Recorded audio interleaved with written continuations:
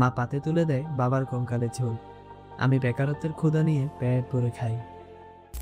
বাংলাদেশে প্রতি বছর হাজার হাজার তরুণ স্নাতক হন, কিন্তু চাকরি তা সবার জন্য নেই। এটাই বেকারত্বের কঠিন বাস্তবতা। দ্য ডেইলি স্টার রিপোর্ট অনুযায়ী গত 9 বছরে গ্রাজুয়েট বেকারত্বের হার বেড়েছে প্রায় 3 গুণ। কেন এমন হচ্ছে? শিক্ষার সাথে কাজের দক্ষতার অভাব, যার ফলে ডিগ্রি থাকলেও দক্ষতার অভাবে চাকরি হয় না। প্রযুক্তি নির্ভর কাজের জন্য প্রয়োজনীয় দক্ষতা নেই, আর সীমিত কর্মসংস্থান। বিশেষ করে গ্রাম অঞ্চলে কাজের সুযোগ নেই বললেই চলে। এই বেকারত্ব শুধু তরুণদেরই নয়, পুরো সমাজের উপর সমস্যা সৃষ্টি করে। এর ফলে বাড়ছে মেধা পাচার, অপরাধ আর হতাশা।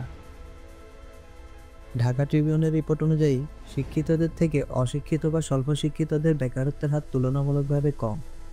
এই সমস্যার সমাধান সম্ভব যদি শিক্ষা ব্যবস্থার পরিবর্তন করে দক্ষতা ভিত্তিক করা হয়, প্রযুক্তিগত কাজের সুযোগ বৃদ্ধি করে, কর্মসংস্থান বৃদ্ধি করে, পাশাপাশি উদ্যোক্তাদের সহজ ঋণ ও সুবিধা দিয়ে।